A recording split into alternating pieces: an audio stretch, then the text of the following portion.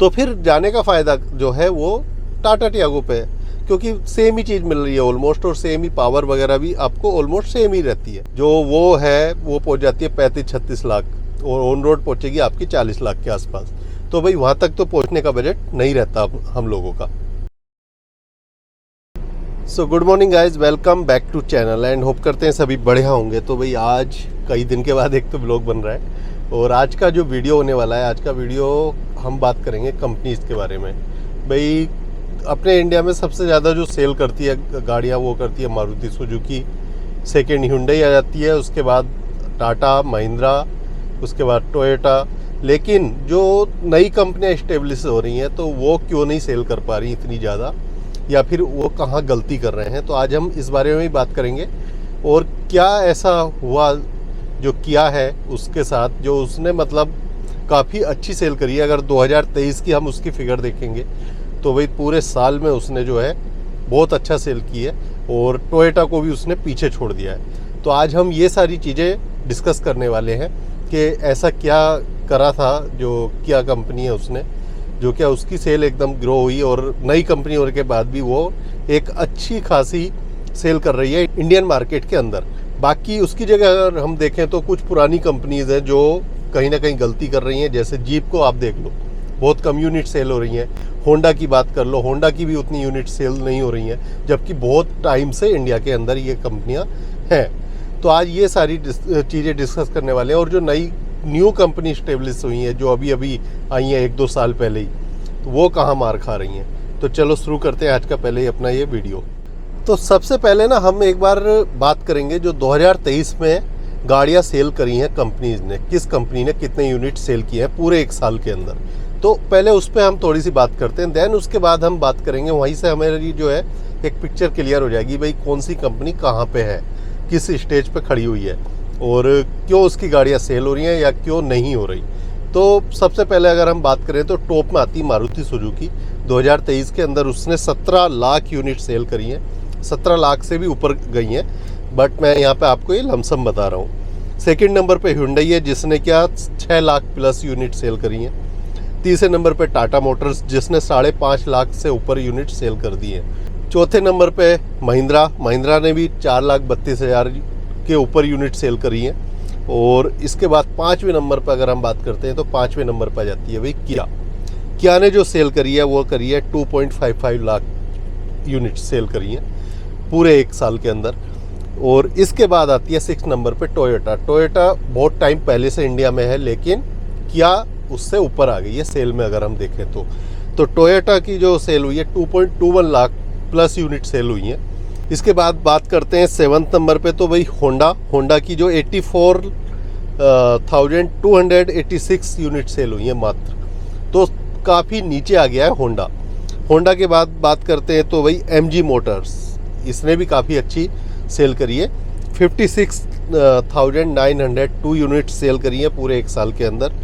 इसके बाद अगर हम बात करते हैं स्कोडा की तो 48,755 यूनिट सेल करी है स्कोडा ने।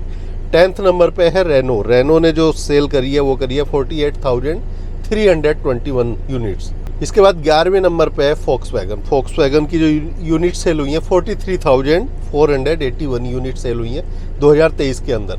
तो ये काफ़ी पुरानी कंपनी होने के बाद भी ना ये कंपनियां सेल इनकी बहुत कम हो रही है। अब 12th नंबर पे बात करते हैं तो भाई निसान ने जो सेल करी है 30,375 यूनिट सेल करी है। इसके बाद 13 नंबर पे जो सेल हुई है वो ये सिट्रॉन की, जिसकी 9,488 यूनिट सेल हुई है ओनली। 14 नंबर पे जीप 6,690 यूनिट सेल हुई है बस एक साल के अंदर। और 15 नंबर पे हम बात करते हैं BYD, बिल्कुल अभी नई न्यू कंपनी आई है, तो इसकी 2,078 यूनिट सेल हुई है पूरे एक साल के अंदर।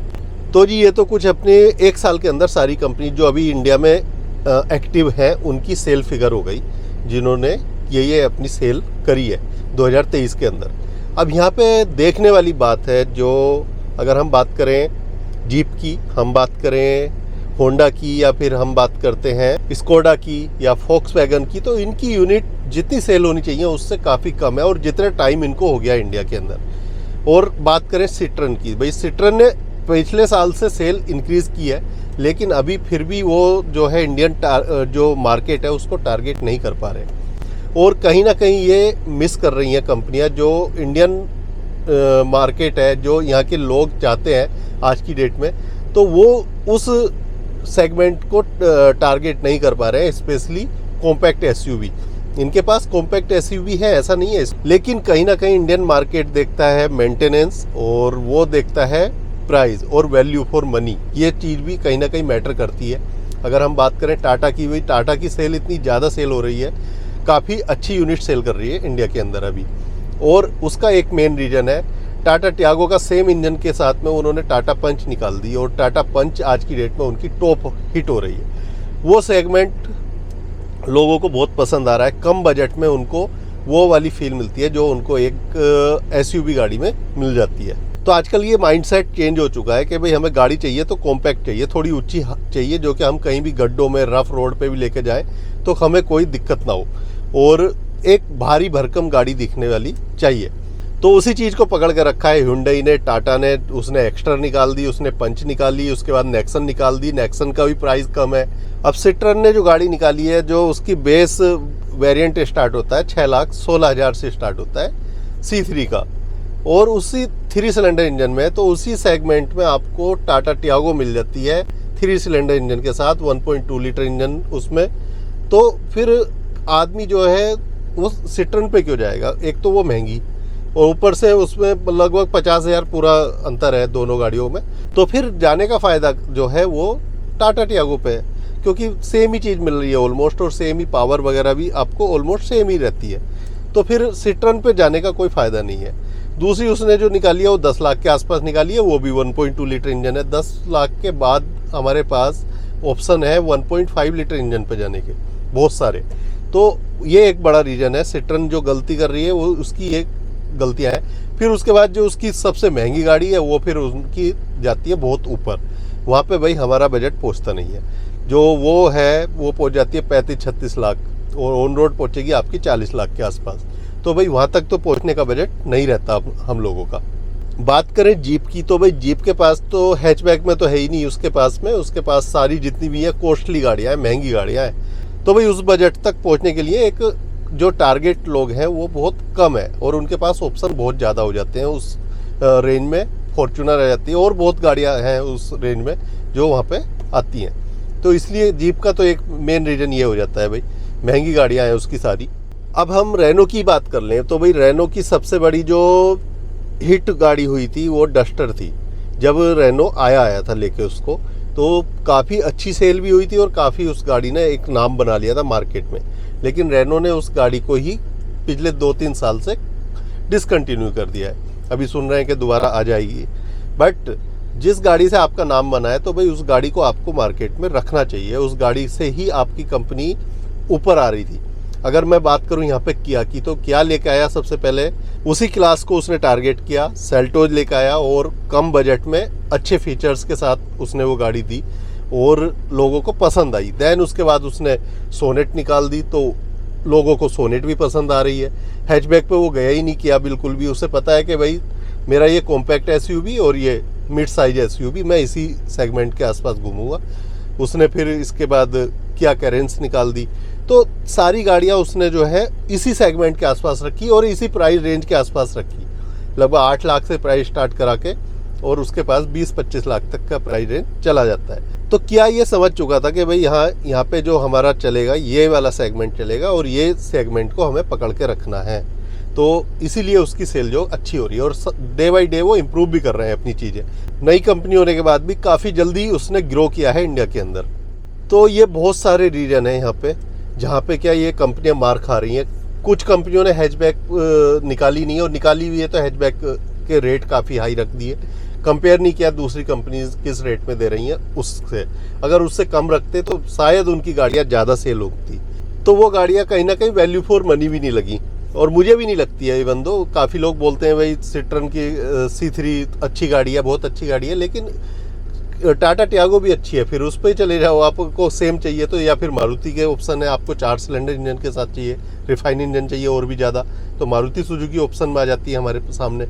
तो ये बहुत सारी गलतियां जो कंपनी कर रही है नई, वो अभी समझ ही नहीं पा रही है कि इंडियन मार्केट अब किस तरफ घूम गया है। पहले हैचबैक अपने इंडिया में सबसे ज़्यादा सेल होती थी, आज की डेट में हैचबैक कम हो गई है, कॉम्पैक्ट एसयूवी ज़्यादा सेल हो रही है।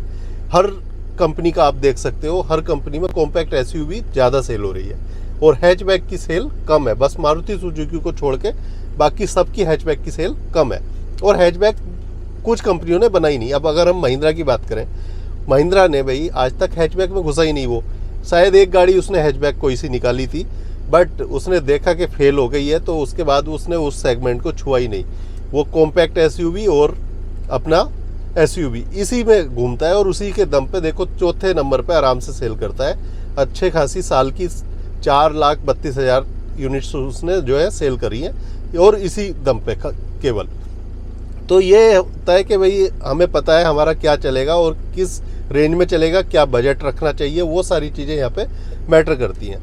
सो गाइज यही कुछ गलतियाँ हैं जो ये सिट्रन वगैरह अभी जो कर रही हैं और इसीलिए लोग उधर इतना मूव नहीं हो रहे हैं जितना क्या मतलब होना चाहिए। तो नई कंपनी है ना, तो जल्दी से उस पर विश्वास भी नहीं होता है एकदम लोगों का, तो उसके लिए उनको विश्वास बनाने के लिए थोड़ा टाइम भी लगेगा और प्लस अपना प्राइस वगैरह भी कम रखना पड़ेगा, प्लस वो सेगमेंट भी उन्हें देखना पड़ेगा जिस सेगमेंट में क्या ज़्यादा लोग गाड़ियाँ खरीद रहे हैं इंडिया के अंदर। सो यही कुछ रीज़न है इन कंपनीज़ के फेल होने के अभी इंडिया में। एंड होप करता हूँ वीडियो आपको अच्छा लगा होगा। वीडियो अच्छा लगा हो तो लाइक शेयर कमेंट करके बताना, सब्सक्राइब करना चैनल अगर अभी तक आपने नहीं किया है। मिलते हैं अगले ऐसी किसी वीडियो में। Till then take care, bye bye.